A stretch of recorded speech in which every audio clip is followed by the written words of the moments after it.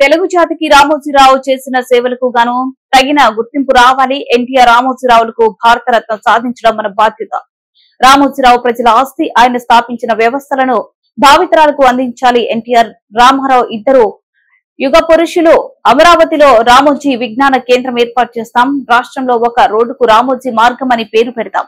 విశాఖలో రామోజీ చిత్ర నగరి అని ఏర్పాటు చేస్తాం. ముఖ్యమంత్రి నారా చంద్రబాబు నాయుడు కోరుకునేది తెలుగు జాతికి ఆయన చేసిన సేవల కోసం ఈ వ్యవస్థ చిరస్థాయిగా ఉండాల్సిన అవసరం ఉంది.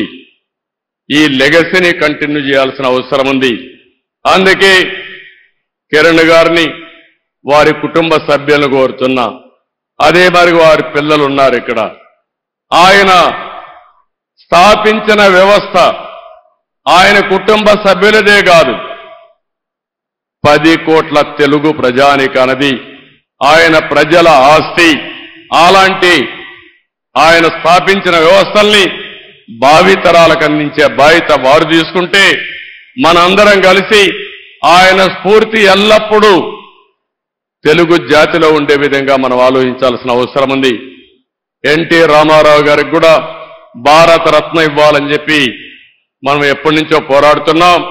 అదే సమయంలో రామోజీరావు గారికి కూడా భారతరత్న సాధించడం మనందరి బాధ్యత. ఒక పక్క ఎన్టీ రామారావు గారు, ఒక పక్క రామోజీరావు గారు, ఇద్దరికి ఇద్దరే అలాంటి మహానాయకులకి యుగ పురుషులకి మనం నివాళులర్పించడం అంటే ఇలాంటి కార్యక్రమంలో భాగస్వాములు కావడమేనని చెప్పి నేను మీకు తెలియజేస్తున్నాను. ఇది కాకుండా అమరావతి ఆయన పెట్టిన పేరు, ఆయన ఇచ్చినటువంటి ఆ రోజు సలహా ఈరోజు నేను ఆలోచిస్తున్నాను.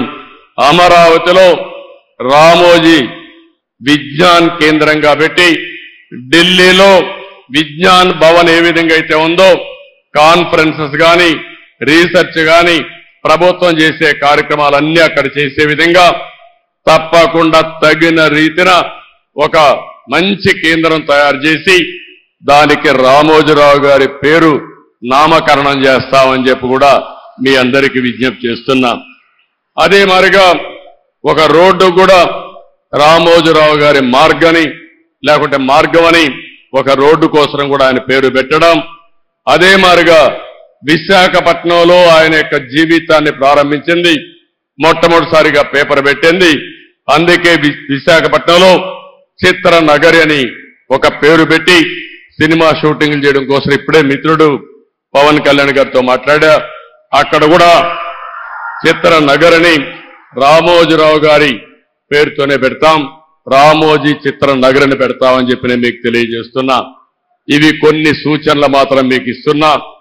ఆ మహనీయుడికి మనం నివాళులర్పించాలంటే ఆయన స్ఫూర్తిని భావితరాలకు అందించడమే. ఎంతో మంది పుడతాం, ఎంతో మంది చనిపోతాం, కానీ కొంతమంది మాత్రం చరిత్రలో ఉంటారు.